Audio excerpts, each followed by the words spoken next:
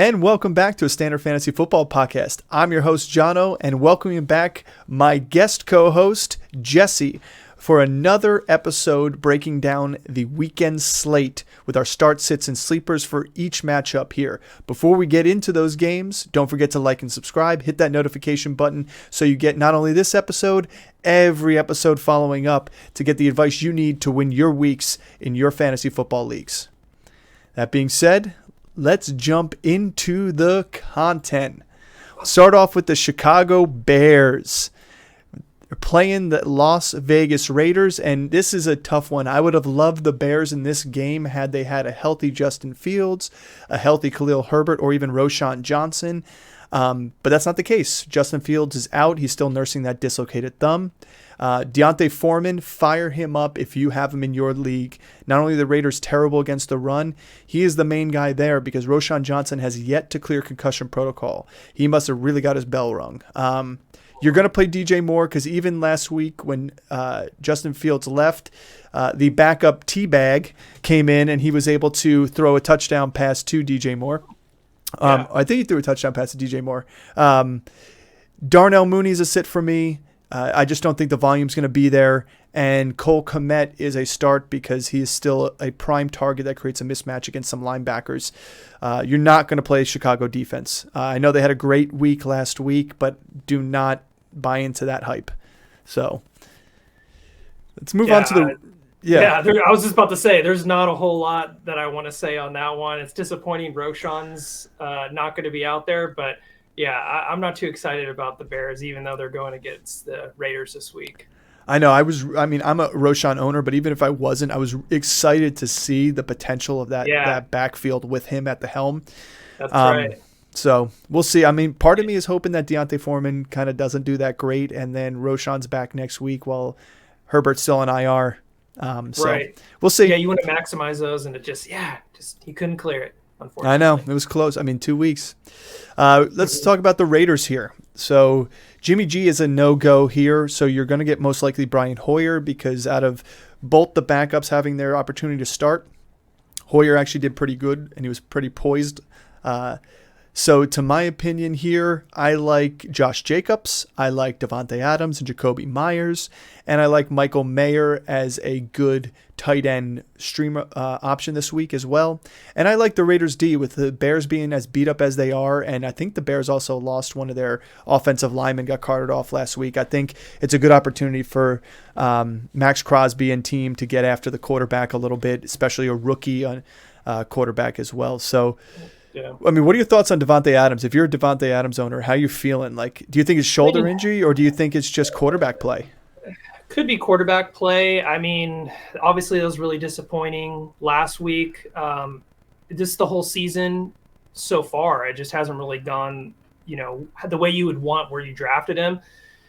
Obviously, I think Jacoby Myers is actually playing pretty good too, and that might be eating into Davante Adams as well, as far as his targets, but it sucks that Jimmy's not going to be out there this week to be the quarterback. Hopefully Hoyer can find Davante Adams and lean on him. But it's against Chicago. We need Davante Adams to go off in this game. Absolutely. If you break down his season so far, week 1, 9 targets, 8 targets, 20 targets, 13 targets, and then the past 2 weeks he's had a combined 9. So To me, that drop-off is huge, but let's not forget week 1 and week 4 when he had 9 targets and 13 targets respectively. He was wide receiver 35 and wide receiver 33. It was only weeks 2 and 3 where he was top 15 and then the number 1 against Pittsburgh where he had 13 catches for 172. So to me, I don't know if it is Jacoby Myers or if it is the quarterback play or if it's the play calling.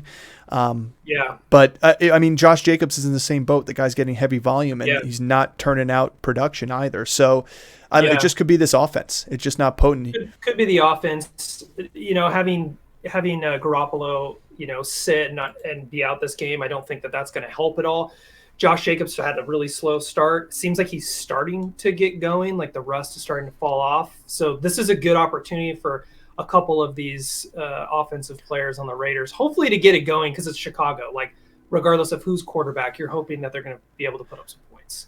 Yeah, and the one thing too I would say about Devontae Adams, if you're a Devontae Adams owner, you may want to hold too, because the rumor reel out there is saying he's an opportunity to be a trade candidate before the trade deadline. I don't know if they're going to do that per se, but you know what? Squeaky wheel sometimes gets what it wants here, and he's definitely already voiced his opinions and his disdain on how he's being used, especially the past 2 weeks. So could benefit you, or it could go to a worse situation. Who knows? But let's move on to a bad situation right now, and that's with the Indianapolis Colts.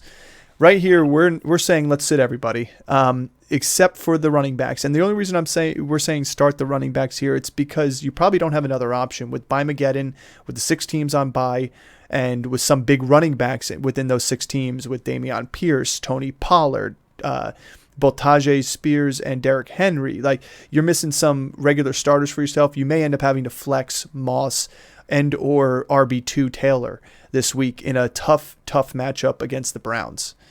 I don't know. What do you think about this workload share here? Do you think Zach Moss has earned his 50-50 split, or do you think they're just going to start phasing him out every single week a little bit more? It's tough because I was hoping for some more clarity last week, and they both had 13 touches. I mean, they were dead even, except for Moss did outsnap Taylor 37-32.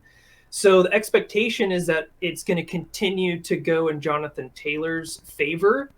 But when, like, we drafted Taylor, he wasn't there the first few weeks. So we're like antsy for him to get out there and play. And it seems like it's still split. I think you still start these guys, but it doesn't seem like it's gone in Taylor's favor. Also, you have, it looks like Michael Pittman as a sit this week. And I'm curious your reasonings for that. Well, listen, if you don't have another option and Pittman is your main guy, because maybe you have CeeDee Lamb and you have, I don't know, D-Hop, or you have,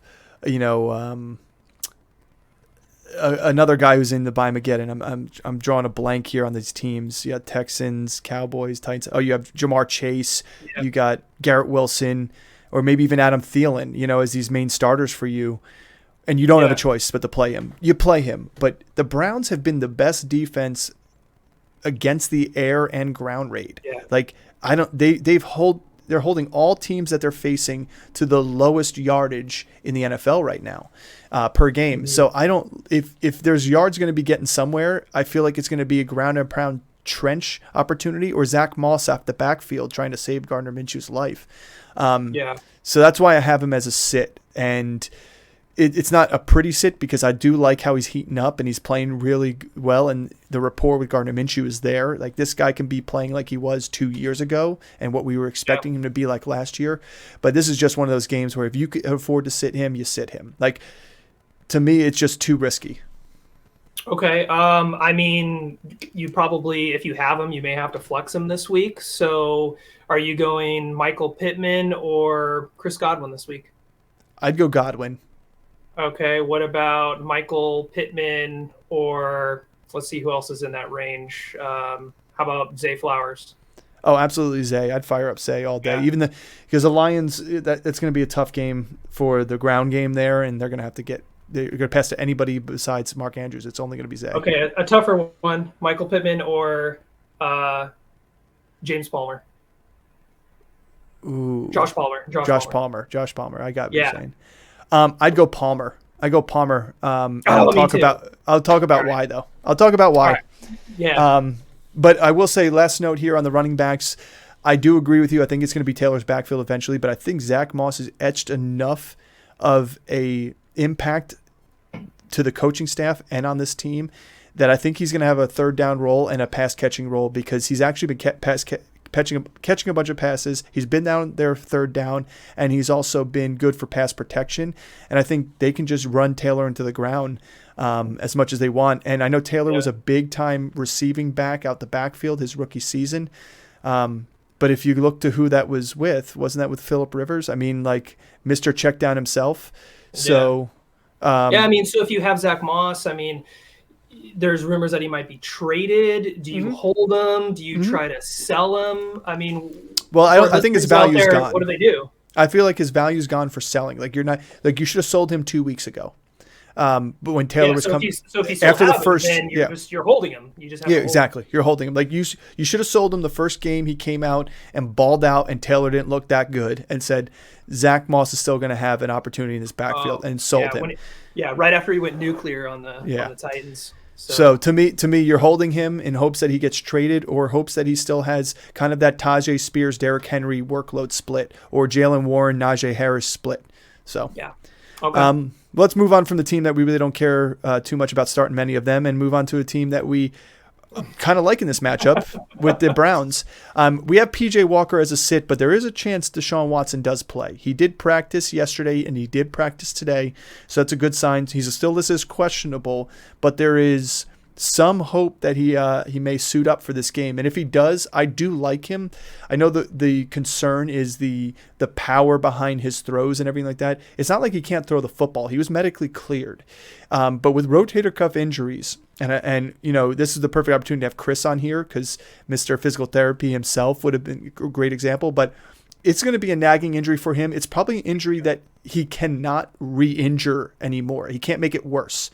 It's going to be a comfort level and strength level. And when he says he may not sure if it's going to be 100% all season, it may not be. Like, he may not be able to gun it downfield like with full force, because it's always going to be lingering. But I don't think it's going to be diminishing him week after week if he were to play. I think if he can throw, he's the best chance to win through the air over PJ Walker. But this is a game where Jerome Ford takes the helm on this offense. We like Jerome Ford here. Other experts out there have had him as the start of the week, and I think it's a great opportunity to be a start of the week here. I think with the BYEmageddon and the backs that are out there and the matchup he has, this is your shot. If you paid the money like I did for Jerome Ford off waivers, this is the game you're waiting for. Like, this is the game. I know Kareem Hunt had a pretty good workload last week. He has been dealing with a thigh injury. I do expect him to, if he does play, to still have his shots and chances in there, but I think this is going to be where Jerome Ford separates from Kareem Hunt and the rest of the backfield. Amari Cooper start, because even he had one big catch for PJ Walker last week, but I don't care how he does it. If he can do it, it's going to get done, and Amari Cooper is the best wide receiver out in this team. Elijah Moore, Peoples-Jones, I don't like, unless, again, we start to see Watson getting in there and he starts to hit those underneath routes more with Moore, and Njoku maybe is another one that could be sneaky sleeper if Watson is back. But you are definitely absolutely playing the Cleveland Browns defense. I can argue with anybody out there. If you think you have a better option, you're wrong. Yeah. I mean, Deshaun Watson, the whole thing feels weird. Like earlier this week, he told reporters that he thinks he's going to be feeling hurt, or he may not be fully healed this entire season. So I think some fantasy managers kind of panicked when they heard that. And now there's a chance he may start. Was he just scared to go up against San Francisco last week? Like, this whole thing just seems kind of like strange to me. Why, like, really what's going on? I'm a little more cautious. I kind of want to wait and see what happens this week against Indy. And I'm just wondering, like, is he a QB1 for you? To me, I think he's probably more like a QB2 if you're in a 2-quarterback league. Obviously, you're probably going to need to start him with all the buys. But, I mean, there's some other streaming options this week. Would you go Sam Howell or Deshaun Watson? That's tough, because this is the Giants defense could be sneakier, but I probably would lean on Sam Howell and ride that hot hand. But I just like this matchup better for Watson. Okay, real quick, how about Watson or Jared Goff? I'd go Watson. I think both of them are mid-range QB2s this week. And just one's got a bet. One's injured and is a better option. I mean, listen, if Watson was 100%, we wouldn't make an argument at that. Yeah, we just don't know. So it's kind of risky. That's all I'm trying to say. Well, here's the thing. Here's the thing. The latest that Sleeper has here, Deshaun Watson expected to return week 7. He's expected to start in week 7 versus the Indianapolis Colts, per Tom Withers of ESPN. He missed everything, but appears that he's on track to play. If confirmed, they have him ranking as a mid-range QB2. So to me, I think it may not be the best QB play, but it definitely boosts these other players in terms of Cooper, gives Elijah Moore a little bit of PPR threat, and Njoku as a possible streamable tight end. And I think it just helps Jerome Ford too as well, because he's a good pass catching back. So Yeah, I definitely like Jerome Ford. I'm with you on that. Kareem Hunt, 26 snaps, found the end zone, but Ford had 36 and looked good against a tough defense. he So won them the game. Yeah, he won them. so I like Jerome Ford. I'm not really worried about Kareem Hunt. If you have Jerome Ford, I'm not worried about Kareem Hunt. He had one decent game, and he's playing that Kareem Hunt role. He's playing that third down role. So yeah, I think Jerome Ford is definitely the guy still, in case you were worried. Yep. Let's move on to the Bills-Patriots, this historic battle between the two here. You're starting pretty much most of your offense on the Bills. I think Latavius Murray is a sneaky sleeper here. I think just because Damian Harris was just placed on IR, Latavius Murray already had an impact in this backfield and a goal line, had goal line opportunities. And James Cook, the way they're using him, it reminds me of the way the Patriots used to use running backs. It's like some of them, like even you would think they would be the starter, and all of a sudden they disappear. And so to me, I like James Cook here, but this could be a big Murray day. And even if they get up big, it could be a big Murray day. I like Stephon Diggs, even though the Patriots have beaten up on the wide receiver one for teams. It's still the Bills' offense. The only thing that makes me nervous is Josh Allen's shoulder. Is he going to be pushing it downfield to the likes of Diggs? But that's why I have Gabe Davis as a sit, because Gabe Davis's depth of target is a little bit more usually than Diggs. Diggs does do a lot of underneath routes, slant routes, is a little bit more open. But it's a sneaky play too. It was hard to sit him because he has been hitting the end zone. He has been getting yardage, and the Patriots are not great against the number 2 wide receivers. They've been giving up most of their points to number 2 wide receivers. So there's an opportunity for that. I just don't love it. But again, it's BYEmageddon. Gabe Davis he's just been boom or bust. Like, he had a really good matchup last week against the Giants. He didn't really perform like everyone was expecting him to. So you just don't know really what you're getting with Gabe Davis. Would you go Gabe Davis or Michael Pittman? I'd go Gabe Davis. Just because the stat I read you, I would lean on what the numbers are saying and trust the numbers over top of what the Browns have shut down. Okay. So. Yeah, I agree. We're not playing any of the tight ends here. We are playing the Buffalo defense here, though. I think that's a big one. And then moving on to the Patriots. We're not starting the quarterbacks here. We're not starting the running backs. We'll start Ramondre Stevenson because the Bills' defense, albeit is pretty stout, has not been the greatest against the run. That's probably their weaker area, especially now that Matt Milano is out for the season. But it doesn't mean that the Patriots have been great running the ball either. So that's why I'm weary about that Ramondre Stevenson role. But he does have a grip on the passing offense versus Zeke not having that. So to me, that's why he gets the bump over Zeke. Not playing Juju, even though he's been back. Kendrick Bourne is a sleeper opportunity, and that's pure volume play. To me, PPR, he's a flexible play. Non-PPR, you're just hoping for catches and yardage, and that's on a whim. I'd rather be starting Gabe Davis, who can get in the end zone, over Kendrick Bourne, who may get more targets. That's just my opinion in standard scoring. Yeah. If you're a New England fan, cover your ears, but they look disastrous. I am absolutely loving Bill Belichick freaking out, throwing tablets, breaking things, and watching the Patriots lose. I mean, we had 20 years of just watching them, dominate that division. It's been glorious. If I own Ramondre Stevenson, how are you not concerned? Last week was the week we've been waiting for to get a little more clarity, to see something happen against the Raiders. You got a little bit. I mean, he had, Stevenson, 15 touches compared to just 8 for Zeke. Stevenson did find the end zone. So like you said, it's more of in the passing game. I mean, is Mac Jones still the guy there? This is not the return of the Mac. This is not return of the Mac here. Yeah. So it's concerning. I think if you have Ramondre Stevenson, you're still firing him up. No, if I have Ramondre Stevenson, I'm looking to trade high right now. I'm looking to sell high to a buyer and get either an equivalent trade, like in terms of running back for running back, and getting somebody like Joe Mixon. If you could afford to not play like a running back this week, go get Joe Mixon. I'd even go for Dameon Pierce and another piece, like a 2-for-1, and get Pierce and somebody else, because Pierce's schedule is going to go up, and to me, this Patriots schedule is not going to get any easier.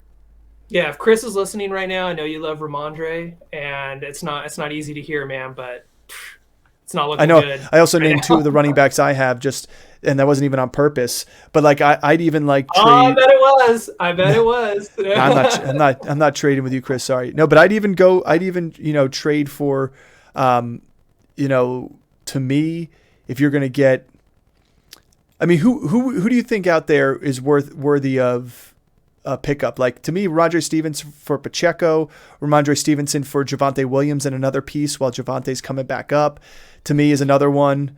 I even like, yeah, that's not bad. I it is definitely troublesome. I don't know that I would feel very comfortable holding on to Ramondre Stevenson. I mean, he was drafted in second, third round, and he hasn't lived up to that capital at all. So I'm with you. Yeah, maybe a 2-for-1. Try to get rid of him if you can. Otherwise, could be a long. This offense is really bad, so I don't know that it's going to get much better for him. I hope it does. I'm just not confident that it will. I'm with you there. Let's move on to what would be my game of the week, mostly because I'm rooting for my own team. The Commanders-Giants matchup. Let's talk about the Washington Commanders. It seems like we try and give them a Cinderella story every year, and they always seem to find a way to not fit back in the slipper. See what I did there? But to me, the thing about this Commanders team is they don't give up. They've got grit and they've got fight in them. It doesn't matter what they give up. They're going to keep putting points up on the board against you too.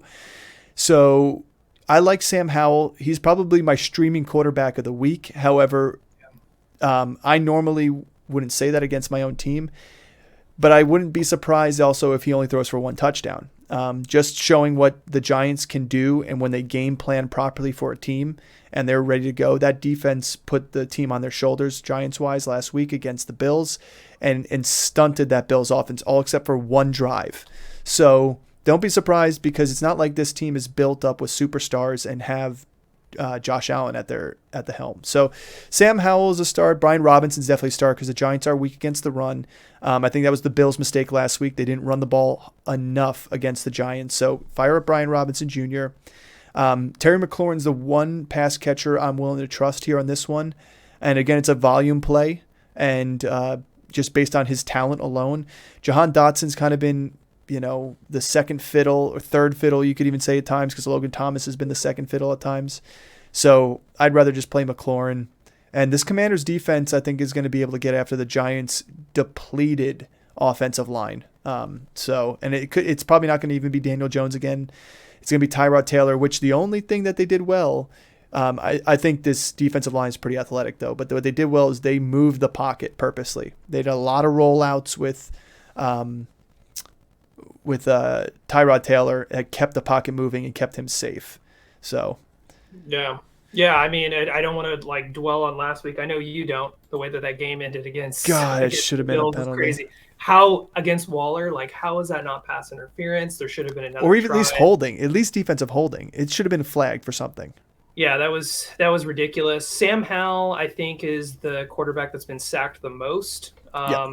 So, I mean, Giants defense, they could get after him. They did look way better. They look improved against the Bills last week. Howell's been lining it up. He had 3 touchdown passes last week. I do think that you're right. It is the best streaming option this week. And you're starting McLaurin. Curtis Samuel, I mean, is he in the flex territory? I actually like Curtis Samuel. To me, he has been the red zone threat for them. And he's been garnering a lot of underneath quick targets because Howell's getting banged up nonstop. Yeah. So he's getting rid of the ball quick. Yeah, you got to get out quick. But in that red zone, Samuel's great off the line and getting that separation right off the first couple steps. And he's just been peppering him, which is why he's getting the touchdowns too. So I'm with you there. Let's talk about the G-men here. There's a lot of red here. And it's not because it's there's a lot of red here, and it's not because their colors are blue and red. We're saying sit pretty much everybody but Saquon and Waller. And I agree with that. I have Tyrod Taylor as a starter here because Daniel Jones still has not been cleared for contact. And so in my opinion, they're going to go with Tyrod. They were happy with what he did against the Bills defense last week. Two sneaky plays are here because we know Washington's defense is weak against what? The deep threat. And to me, Darius Slayton has been that in the past for the Giants, and they have the rookie Jalen Hyatt. One of those two guys, and I mean, Hyatt played his highest percent of snaps last week in over 75%. I think he has an opportunity to have his breakout game this week. I mean, he already had that big 30-something yard touchdown pass with Daniel Jones in the past, but watch him come out here and watch the Giants try and get up on the board quick on this team and force their hand. I think this is an opportunity that the Giants realize they can't stay in these games when the score is close. The chances are you're going to have to make plays. Now, it's tough when your offensive line can't block for you, but there's going to have a couple opportunities where they take the top off this defense and Jalen Hyatt's wide open. And Tyrod Taylor's got a pretty good touch on his deep ball.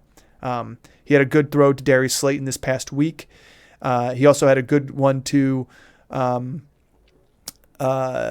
he had a good one last week to Darius Slayton and also another good one to Jalen Hyatt that ended up being called back because of penalty, but I don't know. Those are two sneaky flex plays that and another, it's like talking about Jameson Williams as another guy like that. These are these boom or bust players. Like their big catchability can lead to a touchdown, but if it's not, then it could end up being like 2 catches, 60 yards, and you would have been better starting somebody else. I really only like Saquon. He looked good. I mean, he looks like an RB1 again. He looks like he's starting to get rolling. I'm hoping for he breaks off that 90-yard touchdown run, but he's capable of doing that. Besides him, I mean, it's Darren Waller, and I'm avoiding everyone else personally. Yeah. I'm just putting it out there for a good DFS play is Jalen Hyatt or Darius Slayton. If somebody wants to get a little bit crazy with it, those are other ones. And I'd also look if you're doing any player prop betting, you could take the over on one of those guys because all they need is one catch to hit their yardage overage. Let's talk about the Falcons Bucks. Let's get away from my ugly Giants team here. Wait, are you sure there's nothing else you want to mention? No.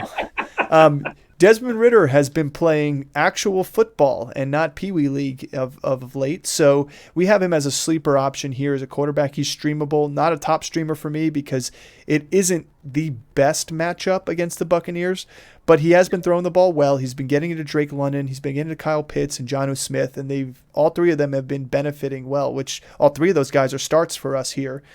You can't sit Bijan. The guy is just a fantastic athlete. Yeah. He's just not been blessed with a offensive line and a team, or maybe it's the play calling that Saquon had coming into his rookie year. And I know all the comps were Saquon and Bijan, coming out for Bijan this year. But what Saquon did his rookie year is not what Bijan's doing his rookie year. So to me, I still think he's fantastic. I think he can get to that level. You got to start him. But until they're able to spread the field a little bit more and open up this run game for Bijan, he's going to still be teetering below that 100-yard game mark, and he's going to get his receptions and he's going to make plays, but he has no rushing touchdowns. And that's what this team did really well last year with Algier and Cordell Patterson was getting in the end zone when they got in the red zone. Even their quarterback ran a bunch in, and they're just not doing it this year. And then I like this defense because the Buccaneers had just not been getting the job done well enough as of late and putting points on the board. So, okay, I'm Desmond Ridder. That's been surprising. Kyle Pitts, 2 good games in a row. So all those haters out there on Kyle Pitts are dead silent right now. They got nothing to say. In fact, Ritter's even he's even supporting Jonnu Smith is fantasy relevant right now. It doesn't look that bad. So those 2 tight end sets are seeming to work for this offense a little bit. Bijan, I think he's a buy low guy right now because he hasn't got in the end zone. Definitely someone to target. Maybe that 2-for-1 package. Maybe the owner is getting a little down on Bijan, and you can target him. I like that. I'm with you on that quite a bit because I think he's gonna bounce back. He looks good. It's just he'll get going. Here's a perfect thing. I'd go Ramondre Stevenson, and I would go even 1-for-1. Try and sell to the Bijan owner. A running back that's getting in the end zone, and that's getting touches to a running back that's not getting in the end zone. I mean, touchdowns matter.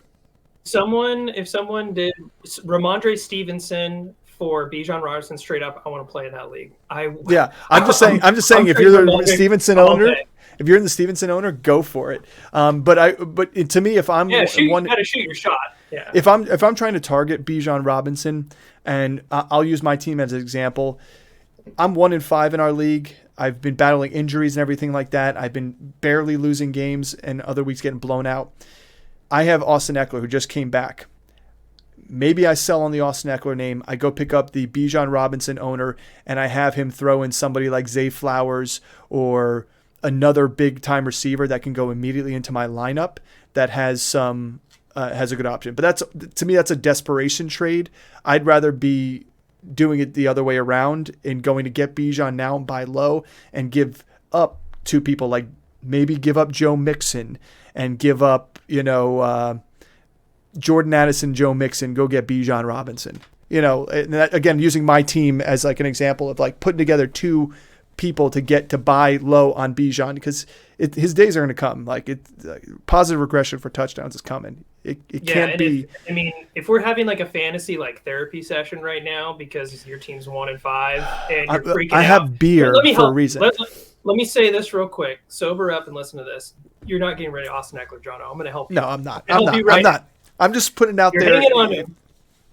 If you're 0 in your league, if you're 0 in your league, like that's the type of. I'll take Austin Eckler. You want to trade him to me? I'll take him. You're 1-5. Go ahead. Send him my way. Yeah. Yeah. But I'm just saying, if you have no wins in your league and it's a tough road ahead, to me, if you're holding on to a big player like Austin Eckler because you don't want to get rid of your first round pick, he's going to turn around your season. You have to believe that Austin Eckler. Well, for my team makeup, but there's some other people out there that may not have the advantage of that due to injury or due to just poor team management. Like that's the type of person that you want to sell Eckler for. Is you're not selling Eckler for lesser than that. You're going Bijan and a good tier receiver to get your value back. Otherwise, there's no point in trading a person like that. So. I digress. I'm keeping Eckler. I digress. Well, let's talk about the Buccaneers, their opponent. That's a real conversation here. Baker Mayfield is another sleeper quarterback for me here. I think Baker Mayfield, he's had his shining moments and he's had some duds. I thought last week was going to be a good week for him, and it ended up not being. This week, though, against the Falcons, it could be a tough one again here, but he does have Mike Evans back, another week healthy. Godwin looked good last week, and they just can't run the ball. So why not bet on the passing game when you can't run the ball? And the Buccaneers defense is going to be strong enough to keep the Falcons at bay and keeping the ball in the offensive team's hands. So, Rachaad White, I'm with you. I don't like the matchup. Week 3, he had Philly, then he had the Saints, then he had the Lions, now he has Atlanta. I know that's kind of a tough road, and they're not. Sean Tucker's not getting in the mix, so I feel like it's kind of hard to sit Rachaad White if you have him. Maybe flex territory for me because just he's the flex at best, there. Yeah, because the volume's there. Like he's getting all those touches. So I don't know.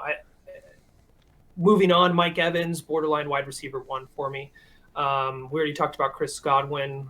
We're probably going to start him as well, and hope that Baker doesn't ruin this sleep chance to be a streamer this week. So. I know. We're going for it again, Baker. Yeah. All right, well, let's talk about the Lions here versus the Ravens. This to me could be the matchup of the week. Two solid defenses, one offense that has been on fire, and the other offense is supposed to be on fire. But right here for the Lions, this is the week you're not going to play Jared Goff. This is going to be the toughest matchup he's had so far. Montgomery's a sit, obviously, because he is not going to play most likely with that rib injury. Jahmyr Gibbs looks like he's going to be healthy and be fired up, according to his head coach. So I'm firing up Gibbs right now, especially because Craig Reynolds has missed some practice this week with an injury too. It looks like he'll be fine, but you don't like the fact that he's been out. So I think it's still going to be a split here, split there, but Gibbs may be the benefactor against this tough Ravens rush defense with balls out the backfield and trying to get the ball outside the tackles. You can't sit Amon-Ra St. Brown. The guy's amazing. The sun god's so good. But I don't like Josh Reynolds this week. I do like Sam Laporta, and I like this defense. And I'm going to put right in the same category as Darius Slayton and Jalen Hyatt and say Jameson Williams is like one of those people to throw in your flex and hope for a big touchdown again, because it could be the way they get on the board this game too. Yeah, that touchdown was sick last week. It was. I hope he gets more volume, Yeah, I think he will as time goes on. Gibbs, let's see, when Montgomery was out earlier in the year, he had 18 touches, so I do like Gibbs a lot. I mean, how do you feel about where he was drafted? A lot of people took him in the third round. Is that? Oh, yeah, I wasn't touching him in the third round. He was fifth. He was fifth round draft capital, and I say fifth round because I had Montgomery on my draft board above Jahmyr Gibbs, and we said that in the preseason. Me too. Yeah, it was totally reversed. So we were right on that one for sure. Yeah, absolutely. I think this offense, I think Sam Laporta is going to have a bounce back game here too. And the Lions defense is going to give the Ravens hell. But Lamar Jackson and squad, which we'll talk about now, has ways of making things happen and putting points on the board. So you're starting Lamar Jackson. He's still like on paper, like the games you watch, it doesn't look like he's playing that well, but like when you look at it, he's a fantastic fantasy quarterback right now still. Keep him in your lineups. Zay Flowers is getting an unreal amount of target percentage amongst the wide receiver and pass catcher crew. So him and Mark Andrews dominate probably 50% of that percentage. So why wouldn't you want to start one of the two of those guys? So fire them both up. And then this Ravens defense is just stout, and I think it's an opportunity to make Goff look like Goff in LA for a minute, in a tough matchup. Yeah, 11 different players on the Ravens have a sack this year. It's insane. Yeah, this is going to be a good matchup. I'm with you. I'm avoiding the Ravens backfield completely. It's timeshare.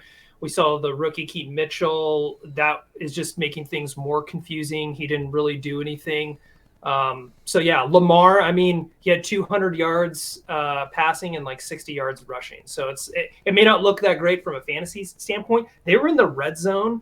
Oh my goodness. Like that entire game. It's like get in the end zone. They just couldn't get it done. But I think that I'm with you. This is going to be the second best game of the week, I think. This is a favorable matchup for tight ends. So to me, I feel like this is going to be the one where it almost seemed like last week they were trying to just hyper target Zay Flowers. And I know the kid's open constantly. And I could say kid because I'm much older than him at this point. But Mark Andrews, to me, he was open so much in that first half, and I don't think he had a first half target. And when the second half blew up is when you started to see momentum, and he had that big reception on that nice double move he put on the nickel corner. I just think, to me, if they can get Andrews going in tandem with Flowers at the beginning of the game, is going to benefit them more, and I think you'll see a different offense from the Ravens. This could be their breakout game, the Ravens here. I hope so. Speaking of, let's talk about the Steelers. And this is a big win for them before the bye. Kenny Pickett, all the talk was how he crossed up Matt Canada, audibled out of it, and threw a touchdown to Pickens. It was going to be the game-winning touchdown. Fantastic play. If you haven't seen it, go back on YouTube, take a look at it. But he's still not a start to me. I think he's coming into his own here. It's going to be getting better. But this run game with Najee Harris, who is also a sit, is not helping him out. So Jaylen Warren is a start because of the volume he's getting both in the running and receiving game. So PPR, he's a monster for you too as a wide receiver too, or running back too. But this is Deontay Johnson's first game back, and usually you want to see what people get coming off the bench back. He's going to be hungry, and the rapport Kenny Pickett had with him in week 1 when he left the game with a hamstring injury. The guy played 43% of the snaps.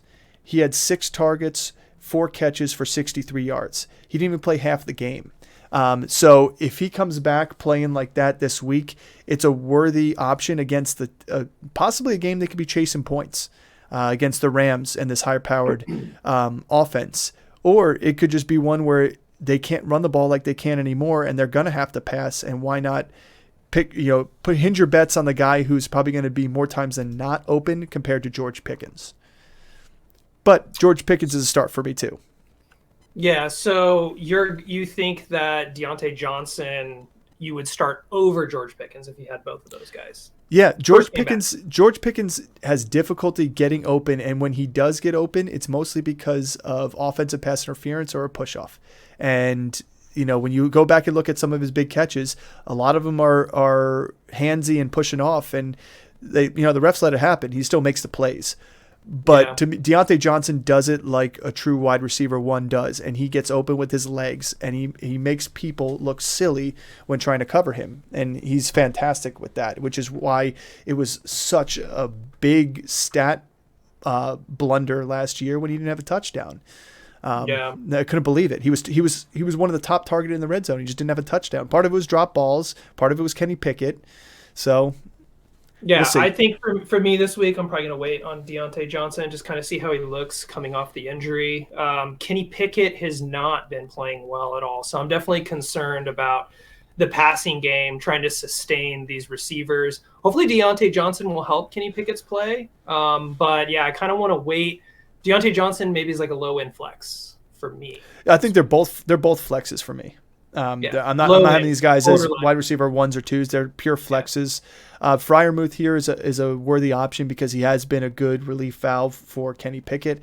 And this Steelers defense is facing a Rams offense that everybody thinks is like this high-flying air raid of an offense. We're not talking about the greatest show on turf here, guys. We're talking about an offense that has a quarterback that's struggling to throw 2 touchdown passes in a game. Whether the receivers drop him or he just doesn't, they just don't get into the red zone or get close enough to do it.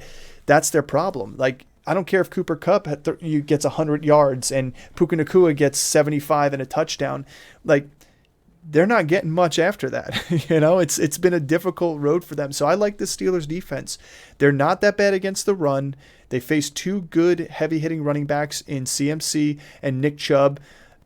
I know Nick Chubb got hurt, but they also gave up that 69-yard rush that was almost a touchdown to Jerome Ford. Outside of that, they stuffed the running backs in every other matchup they had. And in the passing wise, they've done a pretty good job in their pass defense. And I think this week off helps their team get healthy and makes a difference for them here. And let's not forget, Mike Tomlin's at the helm here. Like, you never put it by him to win a game. I'm sensing a little Rams hate right now. Am I picking up on that? I'm getting like a little sense that you're down on the Rams. No, Rams are my number 2 team I root for.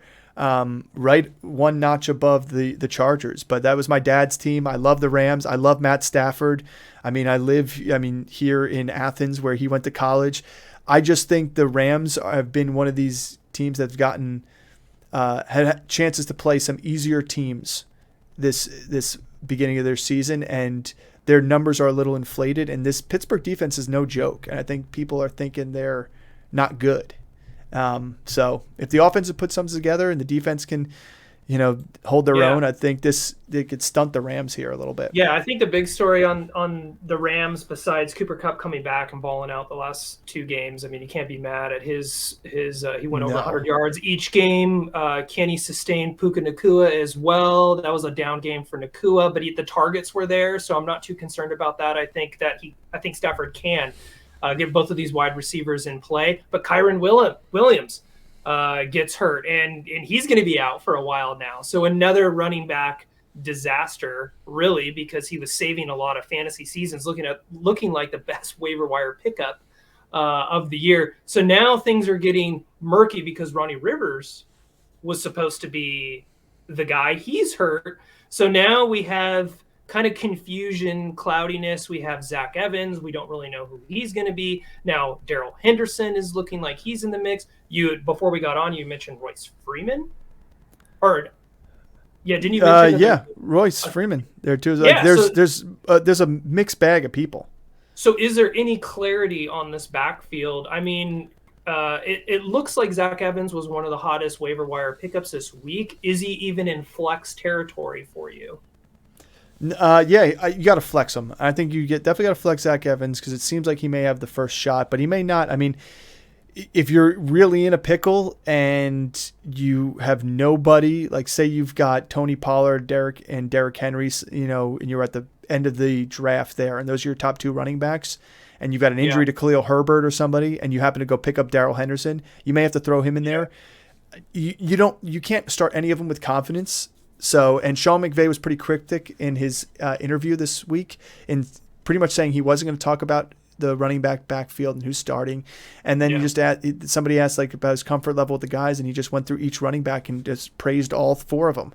So what does that tell you? Who knows? It's tough to say. So a couple quick versus Zach Evans then. Are you going Javonte Williams this week or Zach Evans? I'm going Javonte. I'm going to go Javonte Williams. How about Zach Evans, or do you go Rachaad White? That's really tough because White is in a tough matchup too. I take the chance on Evans. Well, no, you know what? This is not that easy of a matchup for running backs either. That's the thing. Yeah, I think I'm going to lean toward Rachaad White on this one personally. Yeah. And then what would be another one where someone would be in that they just picked up Zach Evans and they're not sure if they want to go in this matchup right here, Najee Harris or Zach Evans. Oh yeah, I'm out on Najee Harris. I am too. I'd probably take the shot on Evans for the upside, but like another guy drafted way too high. Maybe if you probably draft him in the second or third round. Sorry. Well, no. And here's the thing too about this Rams offense: we're starting Stafford, we're starting Kupp, we're starting Nakua, and we're starting the Rams defense because of they're facing Kenny Pickett. We're not starting anybody else, and this is why Pittsburgh defense has had only 2 of their 5 games where they've given up over 400 total yards. In fact, they've had 2 games with 360 or less, and they held the 49ers under 400 yards off offense. So, and outside of Houston scoring 30 on them and San Fran scoring 30 on them, they've held their opponents under 22 points. They held Cleveland to 22, Las Vegas to 18, and Baltimore their last game to 10. Like their defense has only gotten better each game, and to me they're no joke. And so it sucks that they don't have Cam Hayward out there because that guy would make it even tougher of a rush defense and lower that number. But it's not like they're giving up 500 yards of offense. They're not giving up 600 yards of offense, massive big games to quarterbacks and running backs. It's really been pretty stingy. So that's why I don't trust the running backs here. I don't trust Tutu. He's just not going to get the volume anymore for you. And Higbee, I know he dropped a touchdown pass last week, but like he's still not getting the volume he was getting before Cooper Kupp came back. Yeah, well said. What do we got next? We got the Cardinals Seahawks. Told you I'd do it. Yeah, you did. I didn't think you would, but Battle of the Birds here. West Coast Birds, that is, too. So, to me, the Cardinals' offense was a flash in the pan. Beginning of the season, it helped that they had James Conner, which you could look at my little bit of an error right here on the screen where I have James Conner's photo and DeMercado's name next to it. But that being said, Conner was the shining light for this offense. Another person, like I said, Devontae Adams, a rumor mill has been talking about him possibly could be traded to before the deadline to a contending team, which would be pretty interesting too. So Hollywood Brown's been the one guy. His air yardage has been insane. It hasn't been a connection there with Josh Dobbs. I don't think it's going to be that big of a connection this week again, but the usage is there. You're not playing more. Michael Wilson has been pretty good. I know he had a big game and then kind of fell back off, but he has made some big plays when he needs to. I have him as a sleeper chance here, but Hollywood's really the only startable player right now in this team. When Kyler Murray comes back and James Conner comes back, this offense does get better, and that makes 3 to 4 players on this team startable. The only reason I have Zach Ertz has been a target hog, and I love it, but his output has just been garbage. He's just not doing it yardage-wise. Yeah, it looks like the backfield again. It's another mess. It's too murky. I don't like it. I want to avoid it at all costs. Hopefully we'll get some clarity, but I'm just not confident that we're going to see one of these guys emerge. DeMercado looked like he was going to be like the hot waiver pickup. Then they had Ingram getting it, but there's just too many people to feed, and the offense doesn't look that great. I'm with you on Hollywood Brown. He's probably the only guy to start. This might be the last week of Josh Dobbs.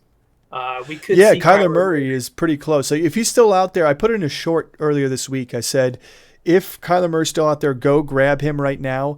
And that Kyler Murray, he could be a top 12 quarterback in this league. He may not be the top 5 option like he used to, because who knows what his rushing ability is going to be like. We know running backs come back from this and he should be fine. But the movement of a quarterback is a little bit different than him. And he may just not be ready to do it. We know how running backs are coming off ACL tears. They're not at their best. So don't expect the rushing ability. You gotta buy into the chance that it could be there. But he is an accurate passer. He's got a rapport with Hollywood Brown since college. He's got a rapport with James Conner when he comes back off IR. And that guy caught multiple passes out the backfield from Kyler Murray like crazy. Zach Ertz looks good with Kyler Murray. He makes everybody around him better because he is an accurate, good passer. And he actually has got a good deep ball. For as short as he is, he slings a very accurate touch deep ball pass too. So who doesn't like Kyler Murray? Is DeAndre Hopkins. He did not like Hopkins. Yeah, he did not like Kyler Murray very much. He got fed by Kyler Murray. I don't get it. I mean, you just remember him lighting him up on the sidelines. I know. And then you talked about Devontae Adams. I could just see it now. Devontae just in his face on the side. I don't know. I know. It's a tangent. Sorry. But anyway, those overthrows that Dobbs had with Hollywood Brown this past week, there are connections that gets made with Kyler Murray. So yeah, how about their opponent? Yeah, let's talk about the Seahawks. To me, the Seahawks are the offense of the week to own here. You're starting Geno. You're starting Kenneth Walker because this guy can't stop getting into the end zone. You're sitting Charbonnet. He is dealing with a hamstring. He did miss some practice this week, but it could be a game that they get up early and they start giving Charbonnet some touches if he's healthy and he's a green-lit go. Charbonnet may be out. He may be out already. Yeah. Here, let's do it real quick. Tell me your thoughts on the two receivers here, or three, I should say. Yeah, Metcalf needs to stop getting these costly penalties. I guess that's a little bit different besides fantasy. That doesn't really count. You don't get dinged for that. But Metcalf, I mean, that's been really frustrating if you're watching him. Tyler Lockett, he's had a lot of end zone targets. I'd love to see him get going. And then we also have, besides Metcalf and Lockett being a start, sleeper, JSN, Jackson. I think this could be the JSN breakout game here. We've been waiting. We hope this is it. We've had the Panthers, we've had the Giants, we've had the Bengals. We're hoping that this is going to be it for JSN. And then Geno Smith. I mean, he's a QB1 this week. Against Arizona. So, yeah, I definitely like the Seahawks players on that. Yeah, the JSN play, I've had him as a sleeper, and Chris and I have had him as a sleeper in the past, but this is the true first one that I feel comfortable saying that he's got a breakout opportunity. Metcalf has been good. He's been getting open. He's been garnering his targets that he normally does. He has not been getting the red zone, end zone targets that he does. Lockett's been the one there, but this may be an opportunity with Lockett nursing a hamstring, even though he's been practicing Metcalf limited. isn't 100% healthy, and right? Metcalf's got the hip pointer. They could lean on JSN and see what he's got. The rook's been pretty decent. And you're playing the Seahawks defense here. And I just looked up for Charbonnet. He is officially questionable, not out yet. But the questionable tag makes me lean that he could not go, meaning that's more touches for Kenneth Walker owners, i.e. Jesse. That's right. Yeah. You need him because you're also playing Rashad White. So you need him. You got to do what you got to do, man. Well, let's talk about another team that we can laugh about a little bit, and that's the Denver Broncos. Russell Wilson, I actually have a sleeper here, and it's mostly because of BYEmageddon, but also because besides last week, he hasn't been playing terrible fantasy football. He's been, even late in the game, they've been getting the touchdowns. He's still getting you around the 20-point mark you want from your quarterback in 6-point touchdown quarterback leagues. So he's a sleeper. He's a streamer option. If you're in a 2-quarterback league, it's somebody you could plug into your second quarterback. If you're in a 1-quarterback league, you got to be desperate to play him. But if it's in a league that just has a bunch of bench spots and everybody's got multiple quarterbacks on their bench, it may be worth a shot because he could be the guy that helps tip the point. It's like, would you rather play Russell Wilson or Kirk Cousins on Monday night against the Niners? Yeah. It's tough. It's tough. It's even. Yeah. I think I'm probably going Russ. I think I prefer him. Yeah. As a streaming option. Yeah. So we like Javonte. He just showed last week that this is his backfield. Jaleel McLaughlin is still good because I think he's going to get passing down work. He's an electric player, and they're gonna work him in here too as well. Samaje Perine's kind of, I think, the odd man out. But it looked like a 3-headed backfield last week. Jerry Jeudy is the guy who's probably going to see Jair Alexander the most, and Plus, I don't like the way he's playing football right now anyway. You do not disrespect Steve Smith Sr. Let's just say that. You just don't do. You just don't do that. Cortland Sutton is the guy here that I'm willing to start as a pass catcher for Russell Wilson. We said it last week in the matchup, and I believe it again that he's going to be the benefactor of a touchdown in this game against the Packers. But I'm not trusting anybody else, including the defense here. Even though the defense is picking up a little bit and heating up a little bit, I just don't like it.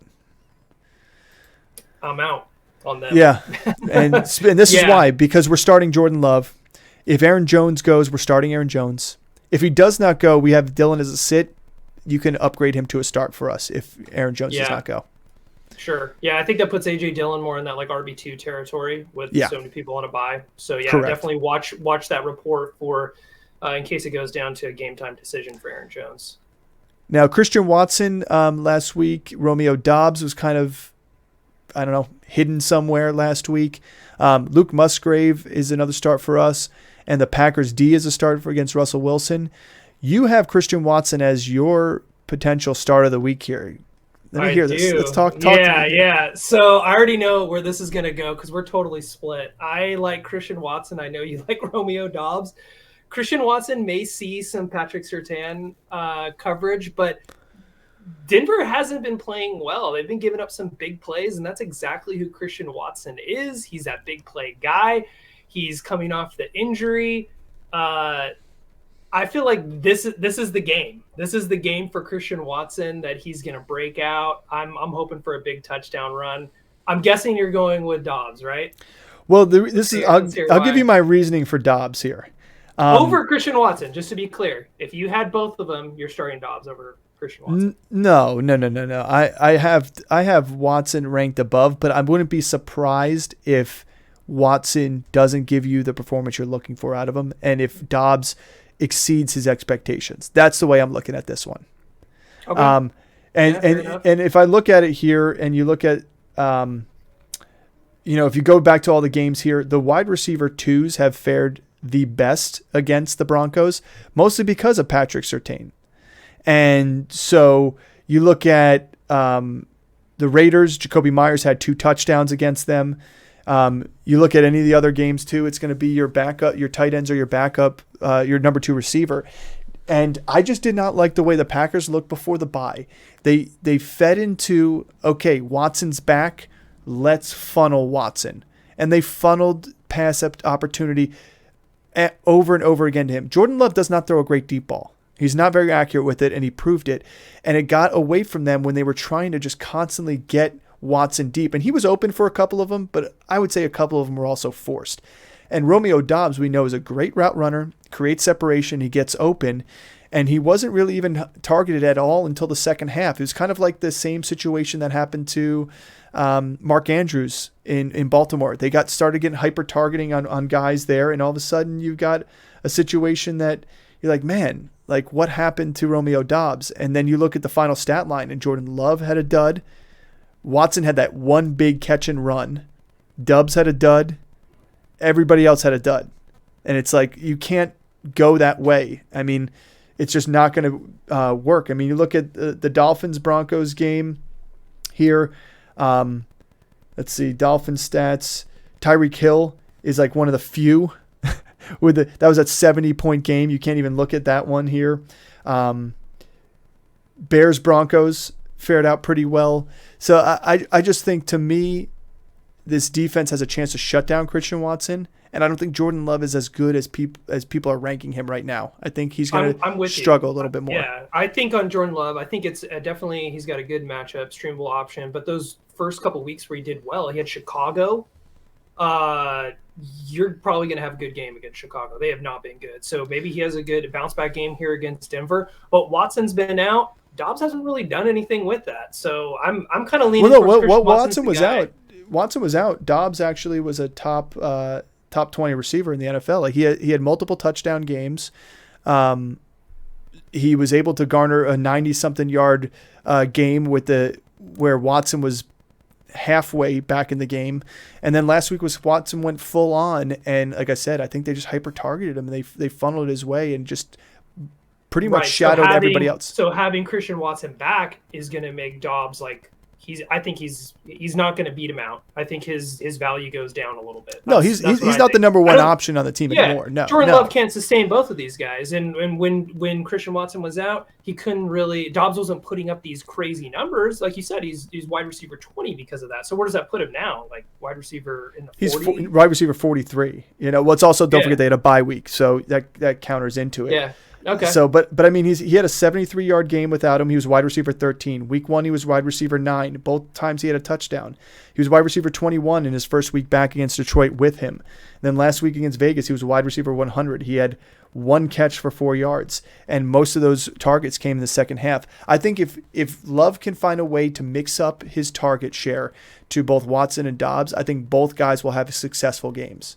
Because I think it's going to be tough if you just try and do the Cooper Kupp method that the Rams do, because Watson is not Cooper Kupp, and it's going to be tough to get that output. And Jordan Love is not Matt Stafford, with the accuracy either. So, look, next time you do this podcast, if I'm right, you got to tell everyone you were wrong and I was right, and vice versa. You can tell everyone I was dead wrong, but I'm thinking I will. Yeah. I'm saying it right here.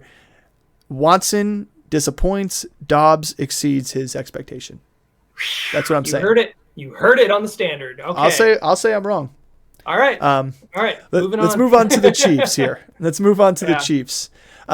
This Chiefs-Chargers game is my favorite game of the week. My legitimate favorite game of the week, because the Chargers play well against the Chiefs and the Chiefs play well against the Chargers. It's going to be one of those ones where this could be the over, one game that takes the over besides the Dolphins-Eagles. And so I'm starting Mahomes, starting Pacheco, not starting McKinnon. I just don't think he's done enough for me there yet.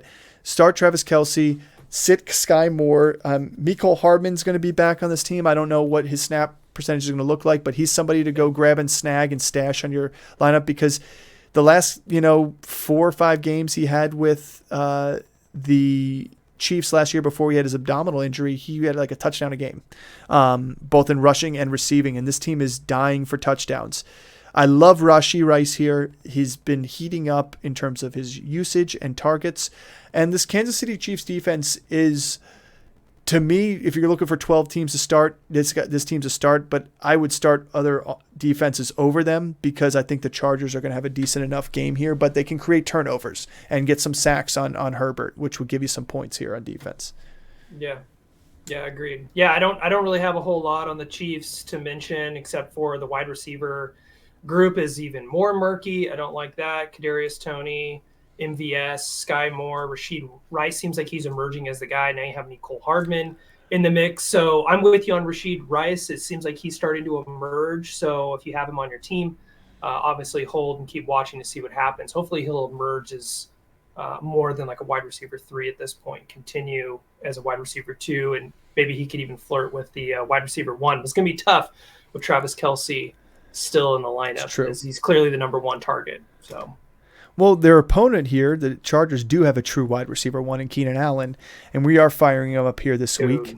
Firing up Herbert here, firing up Austin Eckler. I think Austin Eckler he actually had a pretty good game last week. He was stuffed 3 times at the 1-yard line on separate occasions. So he turns his 6-point-something point performance into a literally 20-something point performance if he hits the end zone all 3 of those times. He's going to constantly be right there for you. He's fantastic. Keenan Allen, Slay, as we can call him, is slaying defenses with his route running. He's so good. I've said it time and time out. He is the best route runner in the NFL. He's right up there with Cooper Kupp. He's right up there with Stephon Diggs and Jefferson and stuff. He's the OG, still getting it done. I love him this week, but Josh Palmer, I think, may be the one that benefits the most and gets in the end zone this week, because the Chiefs defense, Snead has actually been pretty darn good against wide receiver 1s. Now, he doesn't shadow them, which is why I still like Keenan Allen.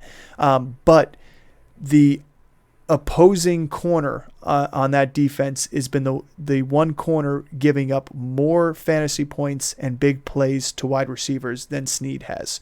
So I like the opportunity for Snead, the off receiver against Snead, to be there. And I think Snead's probably going to cover Keenan more than he doesn't this game.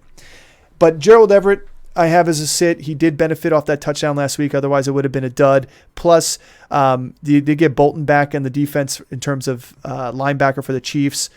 That's going to take out any of the athleticism that Everett has because that guy's a freak on the field. But this Chargers defense can be sneaky too. They held that Cowboys offense pretty well. I think they can hold a struggling Chiefs offense pretty well too, in my opinion.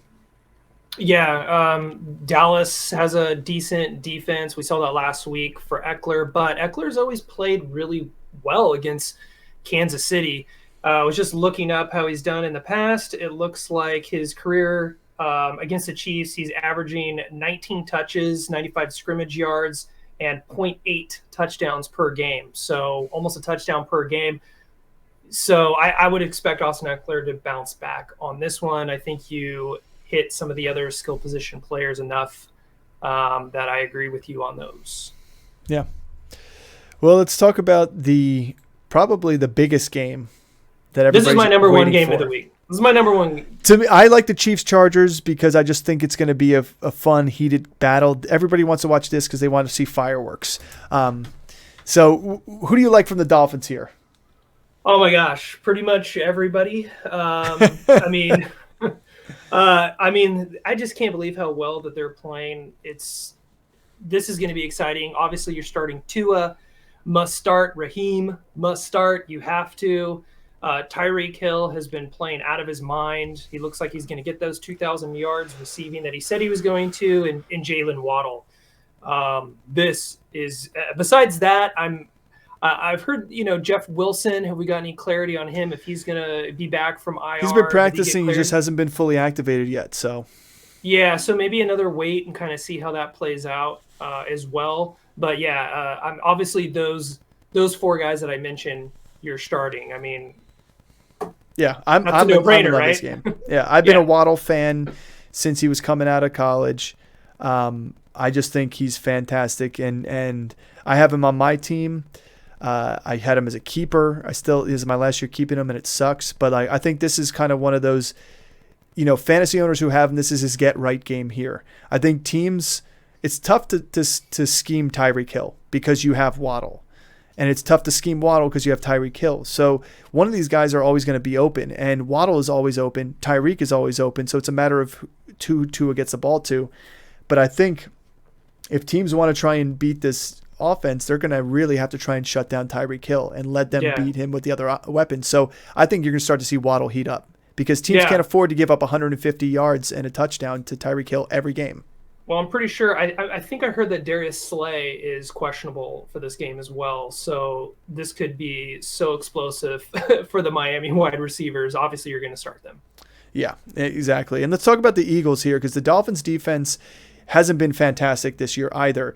And even though the Eagles offense has been more run heavy and A.J. Brown heavy, it kind of looks a little bit similar to the Dolphins offense here, just not as high flying. So I'm starting everybody here. Like we are for the Dolphins, but we are adding Dallas Goedert to this squad here if he's healthy. Devonta Smith is no longer on the injury report, so he's cleared to go. A.J. Brown has been the Tyreek Hill of the Philadelphia Eagles. And then I do like this Eagles defense a little bit. Again, you got to give me 12 other teams that you'd rather start over this defense. I think this defense can try and shut down this run a little bit and make them go to the air game. And the Dolphins, look what happened when the Giants kind of did a little bit of that too as well. And Tua can turn the ball over. Again, you'd have to. I'm struggling to find 12 other defenses that I feel comfortable starting here. But again, leave a comment below. Tell me who you like better than the Eagles defense here, and then let me know. I think it depends on the league you play in and how the defensive scoring works. Because in some of the leagues I'm in, when Miami puts up like 40+ points, the Eagles defense is going to have like -6 points. I hate negative points for defenses. Yeah, well, that does suck. I would just temper the expectations. I'm really hoping this isn't going to be a dud. We've seen these like games where this is the highest over under of the week. You expect a massive point total, and then all of a sudden it turns into some like stinker, like a 16 to 20 game or something like that. But and it sucks because it's Sunday Night Football. There's not another game to turn on. No. This has got to be a game. The one player I'm a little curious your thoughts on real quick. We don't spend long on it, but he definitely was not getting targeted last week. Was Devonta Smith? So he was targeted last week. He wasn't targeted the week before. But I don't know. Here's the thing. I think it's the same problem you have with the Dolphins as Waddle owners. It's like if you're going to funnel A.J. Brown, it's going to be difficult to get elsewhere. And I think Devonta Smith has been known for his route running, and he's very good. But I don't know. I like him as a player. I just don't see an opportunity for a big breakout game coming forward, especially in this tough scheme of defenses. Like AJ, like you look at it, it's like, okay, maybe when they play Washington, he'll have an opportunity again. Like, but then AJ Brown's the one who's going to get the big playability there. It's just tough when it's that way. Yeah, sorry. I mean, 2 weeks ago against the Rams, I think he had one target. Yeah. Right? He had one target in the game. And then last week, you're right, the targets did go up. He had 11, but only 5 receptions in that game. So the last 2 weeks haven't been very good for Devonta Smith. So obviously, I think this could be a get-right game for him. Obviously, this is going to be a high-scoring game. Will they try to put more coverage on A.J. Brown? Maybe that gives Devonta Smith a chance, an opportunity to bounce back. Yeah, I mean, it is an opportunity for him here. And if he does in this game, I'd definitely consider to be concerned moving forward. Yeah. Okay, so we got one more, right? This is it. Yeah. Monday night game? Monday night game. And I wish I'd be more excited about this one because if everybody were healthy, it would be an exciting game, and that's Vikings 49ers. But with the fact that Justin Jefferson is still on IR, you've got to downgrade Kirk Cousins to at least your QB 12, if not right outside your top 12 QBs, which means he's a sit opportunity for you here. So he's a low-end QB 1 because the guy can still throw for 300 yards, even without Jefferson, but it definitely helps when he has them. You are not starting any of the running backs here because they haven't shown you enough, especially against the Niners defense that is saying worthy of starting. But I would start all 3 big pass catchers here: Osborne, Addison, Hockenson. I think there's just going to be an opportunity for Kirk Cousins to throw the ball 45 to 50 times here against the Niners, and especially if it's a catch-up game too, if they're playing from behind. So I like him. I think Addison was people were a little disappointed. He only had 50-something yards last week in the touchdown. This is going to be one where he breaks the century mark just because of pure volume here. Yeah, I really like Jordan Addison a lot this week. Besides Christian Watson, I would put him start of the week as well. I think this is a good opportunity for him to solidify himself. I don't know if he's going to get more targets than TJ Hawkinson, but I do think that this is a good spot for Addison. Hopefully he has a good game. Yeah, and here's the one thing about Kirk Cousins too is like it's also primetime Kirk, and he doesn't play well on primetime games. Everybody says that. I think he's gonna break the curse this week. I think the Niners are coming off a bad loss. Everybody's gonna think they're gonna be fired up and just kind of shove it to the Vikings, but the Vikings are coming. The Vikings are coming off of just edging out a win and trying to keep their season alive here. They're going to be out for blood themselves. They want to try and prove to teams that like when Justin gets back, we are going to be a contender.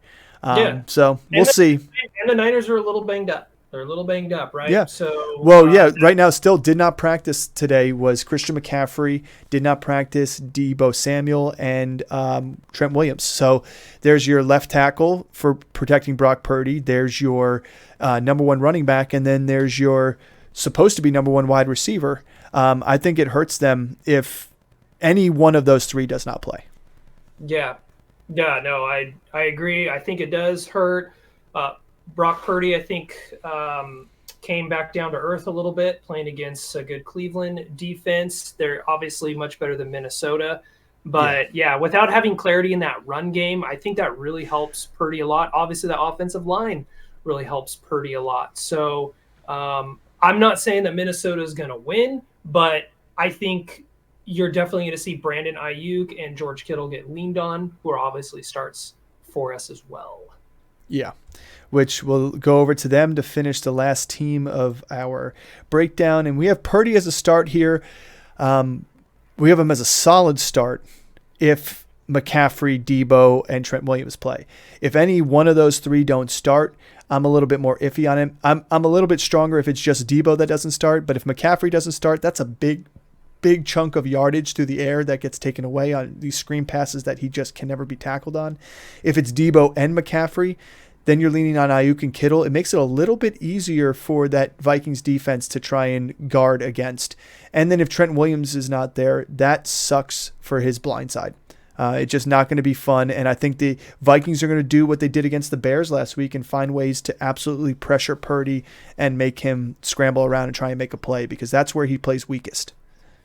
Yeah, agreed. So, well, yeah, there's the final episode of the week here in the books. Jesse, in second week in a row, thanks for coming out again. For all those who tuned in, thanks for staying for the long haul. We are going to have this broken out into chapters so you could skip along. For those who did not get a chance to listen to all this, you can pick and choose the matchups you want to hear us talk about. Don't forget to like and subscribe, hit that notification button. And as always, thanks for coming out. Tune in next time.